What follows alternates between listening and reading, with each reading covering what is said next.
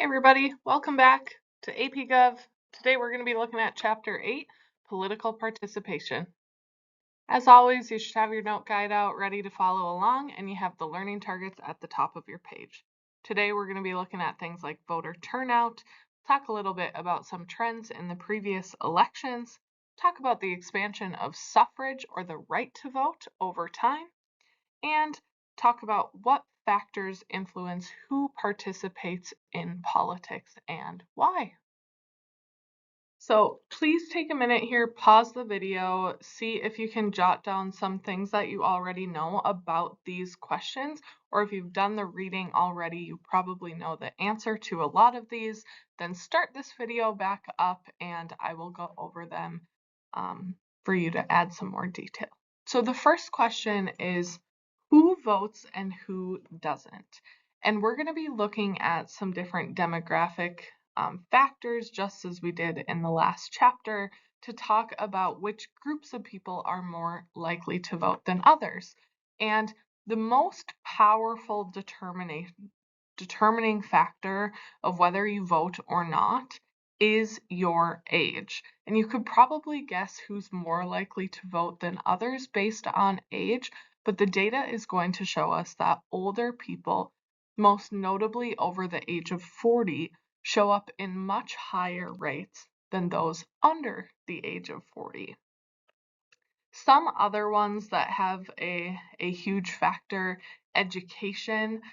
College grads are far more likely to vote, and that trend continues up into postgraduate degrees as well than, like, say, a high school diploma. We'll talk a little bit about race. Race does play a factor in turnout as well, but when we sort of overlap the data with why people are voting, there seems to be more of a divide based on economical issues, so we'll come back around to that in a little bit. So the second question is, why do some people participate in higher rates than others? So why do older people vote more? Why do more educated people vote more? Well, I tend to think that the retirees voting's a fun thing to do, right? It's something that they can go do. But in general, I think most of these groups they've learned more about it, they have more lived experience, and therefore have more interest in the outcome of elections. They actually see the way that government affects them in their day-to-day life, which is maybe less true for people of a younger age that haven't entered the full workforce yet and have maybe not experienced the degree of economic prosperity or disparity that may exist due to different policies in government. In general, when we compare Americans to other nations, Americans vote less or at lower rates than other nations. And there's a variety of reasons we can hypothesize as to why. It could be something with voter registration. It could be the frequency of our elections. We tend to have a lot more frequent elections than some other similar democracies, that sort of thing. So that could all be at play. The next question is, how did the framers of the Constitution think average citizens should participate? And this brings us back to some of our discussions back in Unit 1 about framers' intent. And just like the framers didn't necessarily think political, parties should be part of the process or public opinion should be part of the process, they also didn't think that the average citizen would have a really decisive role in government. They thought they would play an important role, but not necessarily a decisive one. And that's evidenced by things in the Constitution, like the lack of direct elections. For example, under the Constitution, only the House of Representatives is directly elected. Over time, though, government has become more responsive to changes in public opinion, and more elections have become direct, allowing for a higher level of majoritarian democracy than we saw under the original Constitution. And then the last question is an opinion question for you. You're about to be a college age student. And so the question is whether or not college-age citizens should participate more in the political process. We know that turnout rates are fairly low amongst college-age students. Do you think that should increase or decrease? Is it all about voting, or are there other forms of political participation that young adults would like to be more involved in? So this chapter tends to be the chapter that probably gets the most quantitative analysis type questions. There's a lot of data that we can pull from this chapter that we use to sort of support some of these hypotheses about who votes and why, some of this political theory. So since there's going to be a lot of data, it's also important to know how to read the data. And when it comes to voting data, there's a couple different figures that we might use. The first is called the voting age population. The voting age population is calculated every 10 years during the census, when the government goes and does a door-to-door head count of every person living in the country. So during that head count, they get all US residents counted. That's the goal. And they can pretty quickly calculate how many of those people are over the age of 18. That's the voting age, so voting age population. And the voting age population, though, is going to include people that aren't eligible to vote. People that are non-citizens, like they're here on green cards, they're here on visas, those sorts of things. They might be illegal immigrants, or there are a number of states, the vast majority of states, that limit the right to vote based on felony records. So this is going to include people that are not eligible to vote, and therefore voting age population is the less accurate way of measuring voter turnout.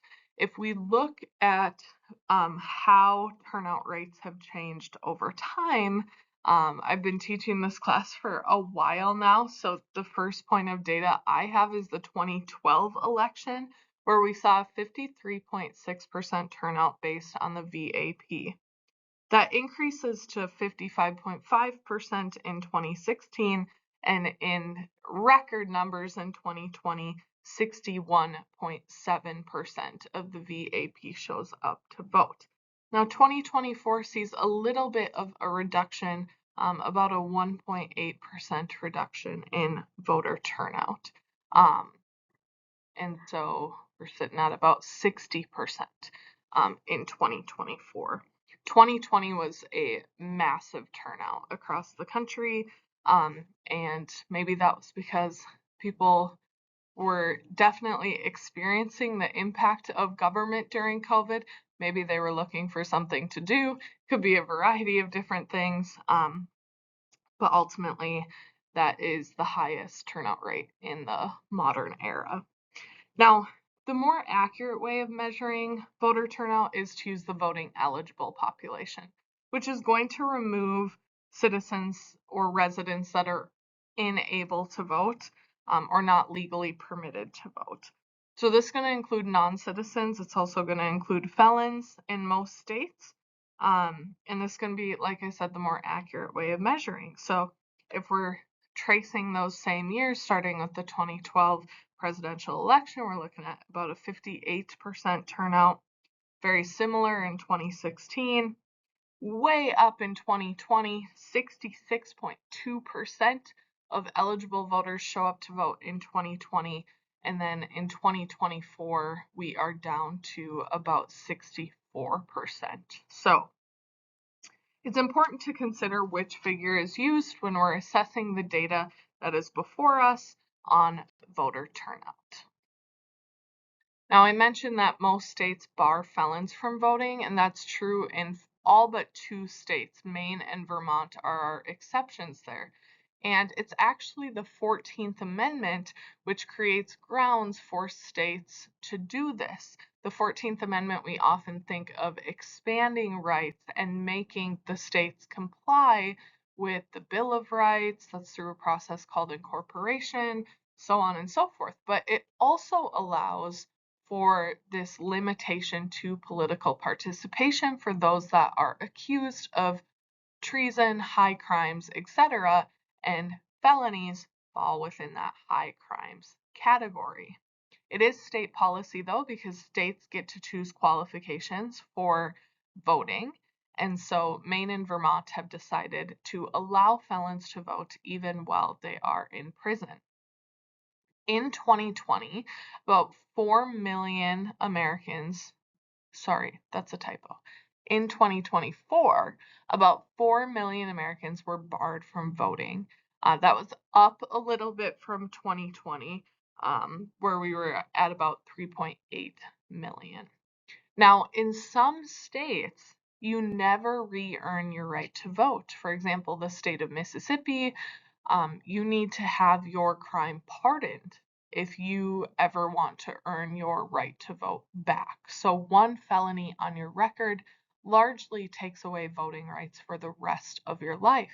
And Florida was very similar in their policy up until Amendment 4, which was proposed on the 2018 ballot to citizens of Florida. And in that case, they want to change their policy, or in that amendment, they asked to change their policy to something similar to what we have here in North Dakota, which is that once you serve your time and complete any probation, then you automatically re-earn your right to vote back. Okay. Prior to Amendment 4, about 1.5 million of the 5.2 million nationally that were barred from voting lived in the state of Florida. And that's not because Florida has much higher crime rates than anyone else, it's because they never gave that right to vote back up until that amendment passed in 2018. The question or concern with this is, do we trust our justice system to be fair? And we're going to look at a little data on that, and you guys can form some of your own conclusions about that. But I have 2 points of data that you may notice on the next graph, which is that 21% of the prison population is Hispanic or Latino, 34% of the prison population is African American. And so we're going to look at some data on charges, so who's all charged with crimes, and then who actually gets imprisoned and charged with felonies or found guilty of felonies on those crimes. All right, so here you have some of the data I was referencing from the previous slide, where we're looking at arrests. And this source is the FBI, so this is their data on arrests. It's gathered nationwide in a common database, and so it includes all local police departments, so on and so forth. So you can see in the arrest data, for example, that about 70% of arrests made in 2016 were white people. Well, in comparison, white people make up about 62% of the US population. And of that 70% that is initially arrested, only 32% of that population ends up being charged with, or found guilty, I should say, of a felony and spending time in prison as a result of that felony. So you can see the sort of mismatch of data there. Likewise, if we look at the Black or African American population, you have arrests near about 27% or so. Black people make up about 12% of the US population, but then 34% of the population's in prison. So again, you can see how the data is a little bit different depending on race. So the question is, do we trust our justice system to be fair in giving punishment for crimes, and whether or not that punishment results in jail time or not? So the next thing we're going to look at here is voter registration. And voter registration is required in 49 out of 50 states, the only exception being our state of North Dakota. Now, North Dakota has passed a number of voter ID bills in the past, and the current law as it stands is that voters can vote with an approved ID, and an approved ID is going to be a government issued ID, so either from the DMV or tribal government, that includes a permanent address. If your address on your ID is out of date, you must supplement that ID with a utility bill or a bank statement. So we don't have registration, but there are some pretty specific requirements for being able to vote in the state of North Dakota. For those of you that haven't voted before, or even if you have, traditionally you come in, they scan your ID, they ask you, are you a citizen of the United States? Do you still reside at this address? Have you resided at this address for 30 days before passing you your ballot? Now, voter ID has its flaws as well, or its controversies, we might say, because ultimately there are portions of the population that are less likely to have an approved ID than others. It's kind of unheard of for us here in North Dakota because we don't have vast public transportation and we rely heavily on our cars. So most people do have a driver's license. But if you don't have a driver's license and you're over 18 and you want to vote, then you would lack appropriate ID. Now, you could go to the DMV, you could get a non-driver's ID, but most people realistically are not doing that just to be able to go and vote. You can see here how this has an impact on low-income voters are more likely to lack proper identification. Young voters, you guys, as you go to college next year, chances are your addresses are going to be all over the board, and the government is going to be like, no one knows where you live, right? And so you can see that close to 20% of young voters lack proper identification to be able to vote. And likewise, we talk about older voters, the sort of the opposite end of the spectrum. When grandpa starts to get a little senile, usually the first thing people take away from him is his driver's license, right? And in taking away the driver's license, you lack proper identification. So that's one of the controversies that usually comes up when proposing voter ID bills, and North Dakota has run into this in the past as they have tried to rewrite their voter ID qualifications. For example, since our voter ID rule is that it has to have a physical address on it, the first election that went into place, someone realized, oh, none of the tribal IDs have physical addresses on them. They all have PO boxes.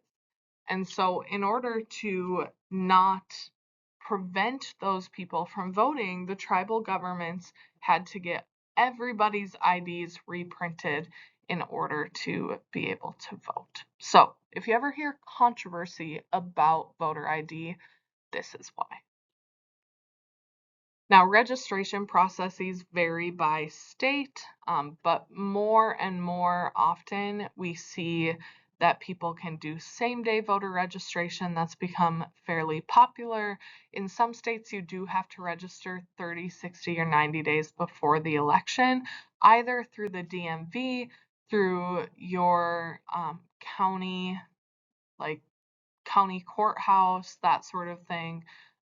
You might have to mail a form in to the election office. So if you're planning to move out of state and want to vote out of state in coming years, please check out, usually your Secretary of State's website is going to have information on how you vote and register in the state that you live. In a more recent trend, we have also seen that a number of states have started to allow for online voter registration. And you can see All of those in orange here.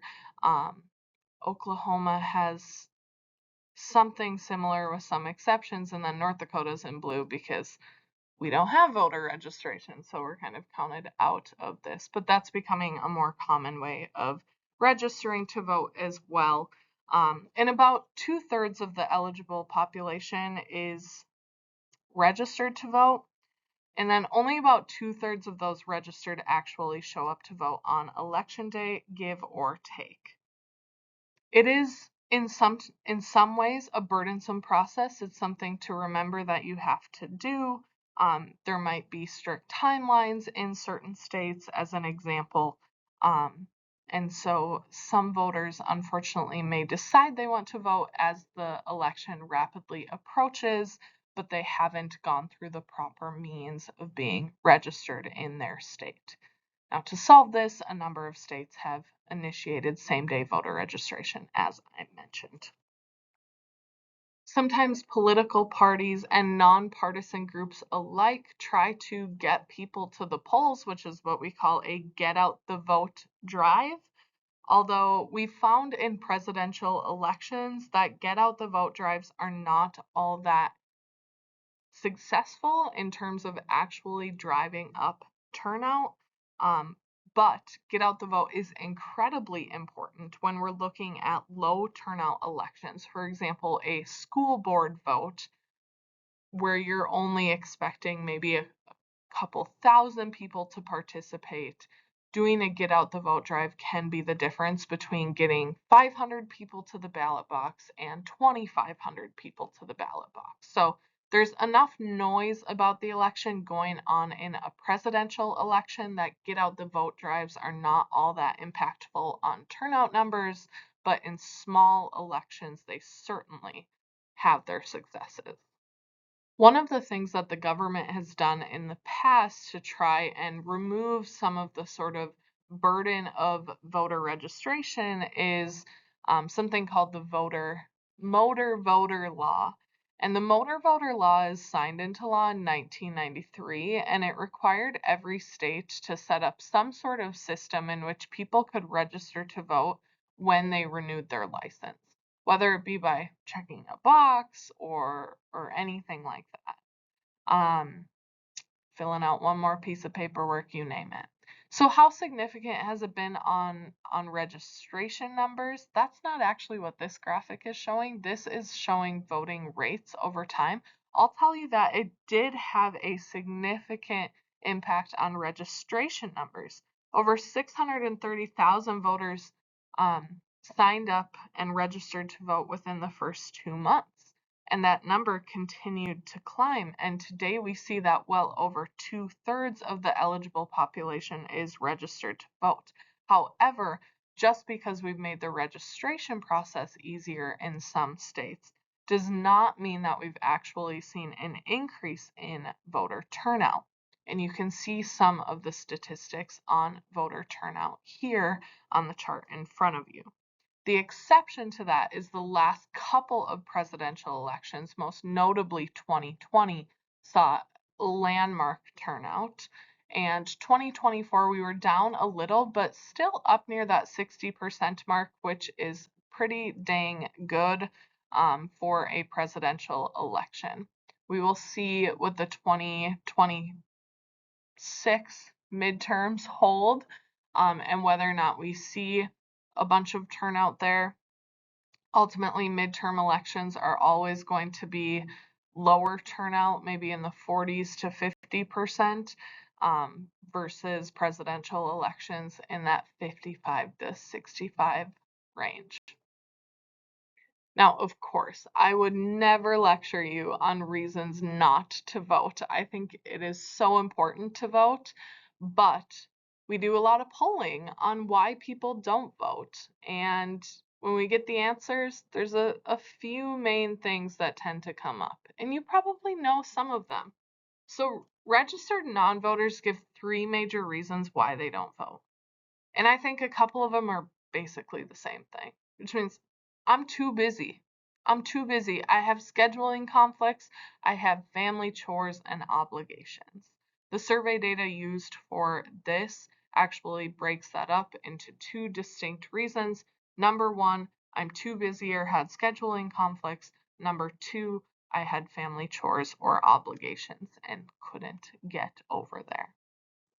The last reason, though, is maybe the more concerning one, which is that a number of citizens believe that their vote would actually not make a difference, and we call this lacking efficacy. Efficacy is the belief that your actions have an influence on governments. So they think their vote wouldn't make a difference. So why would they go vote? On this slide, you have the definition of efficacy, which is the belief that you can influence government, that your actions have an effect. And of course, people with strong feelings of efficacy tend to vote way more often. And when we look at the polling data on who tends to be efficacious, it overlaps with who tends to vote. And so I'm going to give you some general characteristics from the data. First off, women are more efficacious than men. Likewise, women have showed up in elections consistently at higher levels since the 20th Amendment is added to the Constitution. People over the age of 60, really high levels of efficacy, and that could be for a variety of reasons. But one thing that I think of is that many people in our government today are of that group's generation. And so they see themselves in government, right? Efficacy generally does increase with age across the board, though. People with a college degree, in today's day and age, people with extreme policy opinions, as we've seen more polarization in Congress and in politics in general, the people that are in the middle don't feel like there's a place for them, that they can actually have an influence. So people with more extreme opinions tend to think they see themselves in government.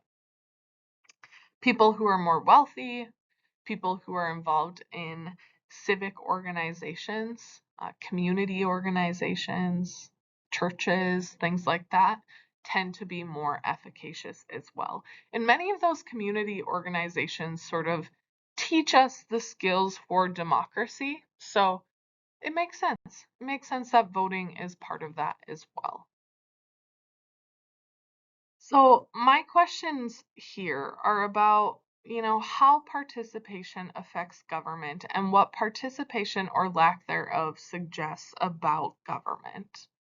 And so if we said, okay, in 2020 and 2024, we saw really solid turnout rates, people were going to the polls.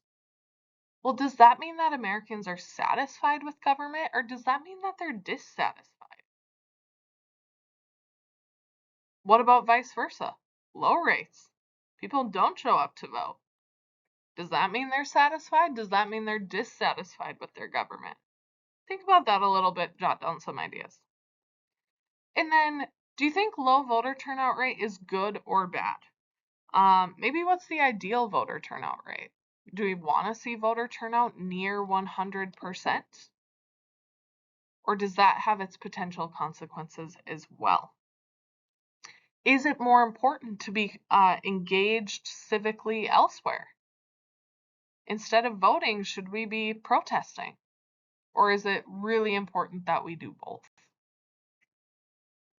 Now we're going to sort of shift gears here and look at how voting rights have changed over time. And a lot of this ties back to our amendments that we covered back in Unit 1. So at the time of ratification of the Constitution, voting is limited only to property owners or taxpayers, which is going to be wealthy white men at the time. And it's estimated by historians that about somewhere between 10 to 20% of the US population would have been eligible to vote at the time. Now, that's a pretty low starting point, and so we continue to build on that over time. And one of the first major expansions to suffrage comes as a result of the Civil War and the addition of the 15th Amendment. Now, when the 15th Amendment is passed and it technically constitutionally allows people to vote regardless of their race, there are a number of states, particularly in the South, that step in and try and limit Black voters' access to the ballot box. And so you have a lot of examples on your sheet of some of the mechanisms that they used to keep these people from voting. The first of which was a literacy test. And literacy tests were used by these states to prevent Black voters as well as poor white men from voting, or at least had that side effect that people who were poor and illiterate could not pass this test because they couldn't read the test. Many times the tests were actually civics type questions, but we call them literacy tests because if you can't read it, well, then you can't pass it, right? So it was more of a test on reading or your ability to read than it was about civics or culture at the time. There were also some tests that were intentionally very misleading, and the Alabama literacy test is one example of that. Now, there's some other mechanisms they use, poll taxes, which will later be outlawed in the Constitution as well. Poll taxes are used by southern states, and again, a poll tax is a fee to vote. So people who are poor, uneducated, so on and so forth, because of their time, were not able to afford this. And so it particularly, again, has an impact on Black voters and poor white voters. So both of these mechanisms had sort of the side effect of limiting access to the polls for poor white people. And so a number of states came up with an idea to create a loophole for those voters so that they could vote. And they called this the grandfather clause. The grandfather clause is used by a number of southern states in the late 1800s, and it allowed these white voters a loophole for literacy tests and poll taxes. It was essentially a clause that said if your grandfather was constitutionally, allowed, if your grandfather had the legal right to vote, then so do you. So this creates that loophole. White voters had the right to vote prior to the 15th Amendment. Grandfathers of Black voters did not, so they did not qualify under the grandfather clause. Some states also had what they called a white primary. Primaries are mechanisms of political parties. They oftentimes look like an election, but they're not a true election. And so there can be limitations on who can participate. For example, even today in some states, they have what's called a closed primary. So if you want to participate in the Republican primary, you have to be a member of the Republican Party or vice versa for the Democratic Party. And so a white primary was a primary election where only white voters could participate. And this keeps Black voters or Black people from being able to run for public office at all because they would never get the major parties' nominations. And so it's not until the Civil Rights Act and the Voting Rights Act of 1964 and 1965 that the federal government steps in and starts to take action. The Civil Rights Act generally outlaws discrimination, and the Voting Rights Act suspends literacy tests and orders regulation of states that had these historical practices of keeping people from the polls. Now, one almost immediate result of that is that the number of Black legislators and office holders in the South starts to increase from 0, and it grows and grows and grows over time as things like the white primary are outlawed under the Voting Rights Act. Now, in recent years, the Supreme Court has continued to take a look at the Voting Rights Act and whether or not it should still be at its level of enforcement that it was back in 1965. In fact, they're looking at that again this term. So one recent case, fairly recent case, they decided was called Shelby County versus Holder. It was decided in 2013, and Shelby County was a county in Wyoming that fell under the provisions of the Voting Rights Act. So the Voting Rights Act created that federal regulation if you had historically discriminatory practices in place in the last 10 years or so. And so Shelby County versus Holder fell under that umbrella, and they were regulated by the feds. So if you wanted to change your number of polling sites, how long your polls are open, things like that, there's some federal oversight for that. And Shelby County goes to the court in 2013 and asks that they be removed from the provisions of the Voting Rights Act. And ultimately, the Supreme Court did bail them out. Places that had been could display to the government that they were free of any voting discrimination in the past 10 years could be released from coverage under the Voting Rights Act, and Shelby County wins that suit.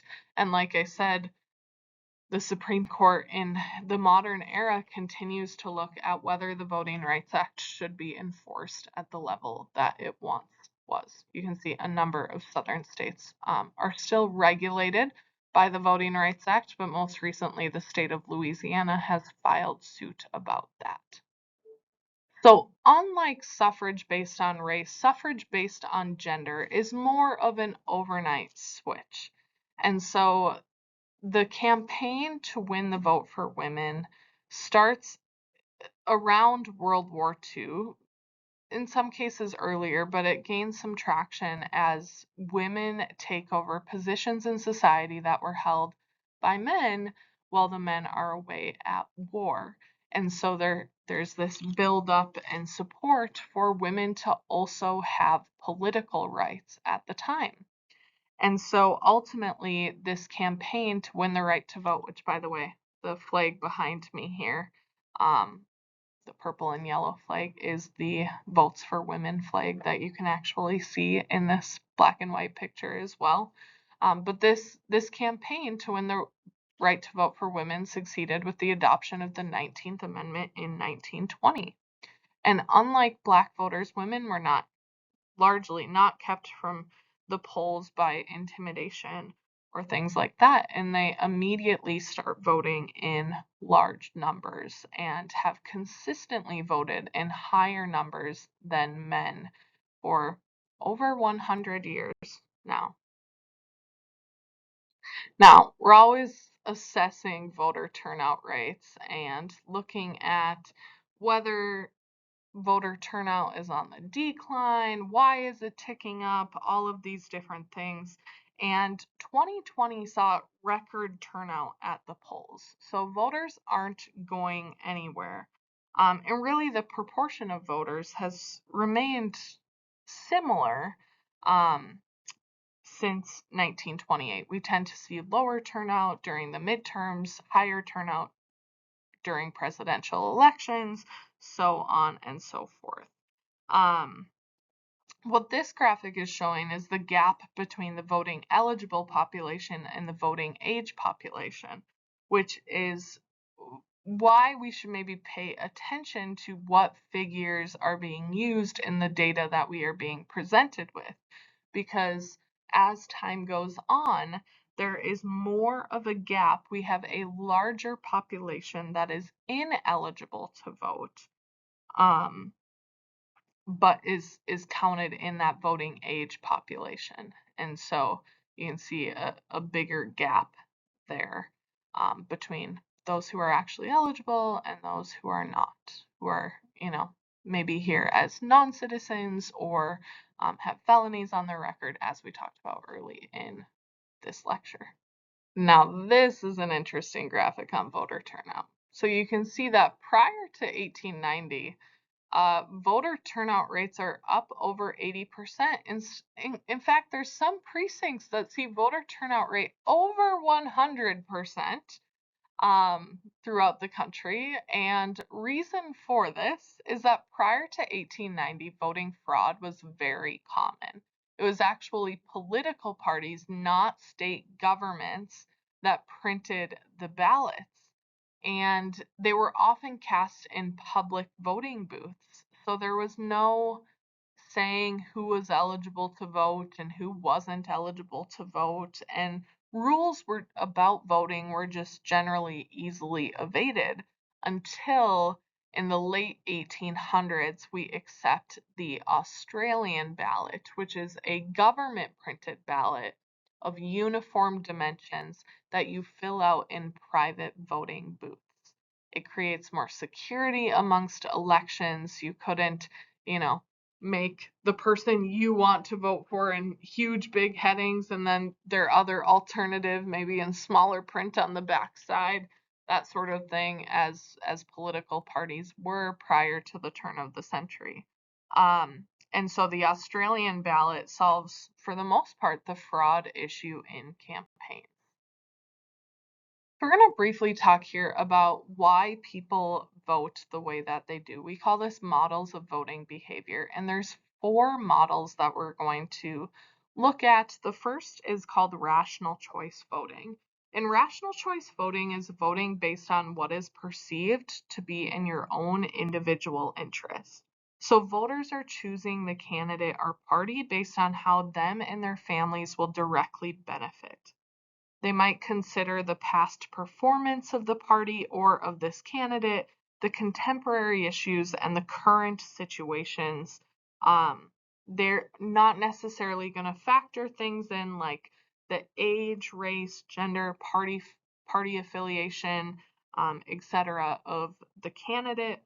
And they tend to hold a belief that the parties are not very ideologically different from each other, and so I'm just going to go with who the best choice is for me right now. Who has promised a tax break for small businesses? Who has bolstered public education? So on and so forth, right? I'm thinking about my life and I'm making a rational choice based on that and what is going to help me. Retrospective voting is voting to decide whether the party or candidate in power should be reelected based on the recent past. So I'm thinking in the past, that's the retro part, the retrospective voting. And so I may vote on past events, I may vote on past successes or failures. I may consider how has the economy been recently. Example, the economy suffered during Bush's administration in the 08 recession has a significant effect on McCain's ability to run against Barack Obama in 2008, right? Because McCain was of Bush's political party, and retrospective voters are thinking, ooh, the economy is in shambles right now. Do I trust another Republican to carry the torch? Okay. Then we have prospective voting. And prospective voting is based on predictions of how they're going to perform in the future. I might vote really solely based on the information or on issues that the candidates bring forward in their campaigns. And so rational choice kind of brings it all together. Prospective is really focused on the future. And so, for example, pro-life citizens were far more likely to vote for George Bush over Al Gore in 2000 because Bush had promised to do things about abortion and Roe v. Wade and those sorts of things. So really, prospective voters are relying on the campaign to highlight the candidate's characters, values, and what they promise for the future. And then party line voting, as it sounds, is arguably the most important factor for voters, and it's whether or not they are going to support public officials of their political party. And a party line voter would do that they would do that down the whole ballot. If they support the Republican Party, they would vote for likely every Republican on the ticket, and vice versa for the Democratic Party.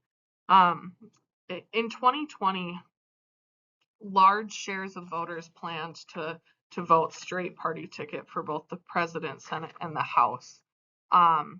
Only 4% of voters signified that they would support Trump or Biden for the presidency, and then the opposing party for the Senate candidate. So it was very unlikely that they would change their party affiliation down ballot. And so this continues to reignite party loyalties and certainly doesn't help with the divisiveness that we see in politics today. Now, we've spent a lot of time talking about voting, but voting is not the only way to be civically engaged. And so we're going to briefly look here at different types of voter participation. The first of which is being inactive, which means you don't vote or get involved in organizations in general. And we estimate that about 20 to 22% of the American electorate fits within this category. Generally speaking, or demographically speaking, this group is likely to have lower incomes, be younger, and have lower education levels than any of the other groups that we're going to look at in a moment. Lots of people like to be voting specialists. Okay, voting specialists are going to be people that only vote but otherwise don't participate. And when we're looking at the demographics within this group, these are commonly older voters that have lower levels of education as well. So they find it their civic duty to vote, but otherwise don't participate in civic or community organizations. Campaigners. These are people that vote and get involved in campaign activities. So they might go door to door, like this guy, for candidates that they support. And generally speaking, these people tend to have a higher level of education than the common voter. They have a higher level of interest and engagement in politics, and they tend to identify consistently with one political party. They often take stronger positions on issues. So it's far more likely that these people are probably party line voters, as we talked about in the last slide. Then we have communalists. And communalists, demographically speaking, are very much like campaigners in terms of their social background and things like that, but they're people who don't like the conflict that comes with campaigning.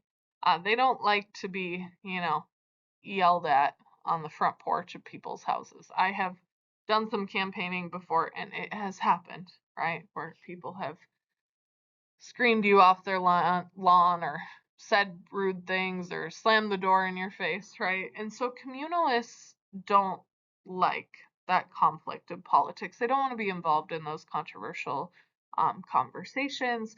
And so they're far more likely to engage civically by engaging in nonpartisan community activities, maybe volunteer organizations, their churches, so on and so forth. Then we have parochial participants. And this is my least favorite subsection, more than inactive, okay? These are people who don't vote, they don't campaign, they don't participate civically in any way, community organizations, nonpartisan organizations, or otherwise, but they like to complain. They like to call their local officials. They like to yell on Facebook, right? They like to complain about the issues, but they don't participate in them, right? So this is what we call a parochial participant. And then we have activists, and that we estimate this about 10 to 11% of the American electorate. And these are people who tend to participate in all forms of politics. They are campaigners, they are community organizers, they are protesters, they are voters, they are all of these different things. And commonly, these people have a higher degree of education with higher incomes and tend to be more middle-aged. So in that 30 to 50 range is where we tend to see the vast majority of activists. So why the difference? That's the last slide here. It's hard for us to make broad generalizations about why people participate. And page 182 in your textbook talks a little bit about the causes and meaning of participation. But here's a few things we do know. In recent elections, more Americans are participating. More Americans are voting. I have certainly seen in my lifetime an increase of political participation, not only at the voting booth, but online and in protests and forms of that matter. Now, there are many factors having nothing to do with apathy that shape our participation rates. That apathy is like just not being interested in participating. Things like our age, things like our race, our party affiliation, the barriers to registration, perhaps our own criminal records, right? Like there's all of these different things that influence whether or not we can participate outside of just, I don't want to, I'm being apathetic. And so a lot of the things we've talked about, the barriers to voting, voter registration, time, I don't have the time, I'm busy. All of these things ultimately impact registration rates, voter turnout rates, involvement in civic organizations in general. I'll leave you here with one more piece of data that includes a lot of these generalizations that we have talked about level of education and, employment and race and all the different factors that might affect why we do or do not participate in the political process. So you can take a look at this. And that's going to be a wrap on Chapter 8. Have a great rest of your day, guys.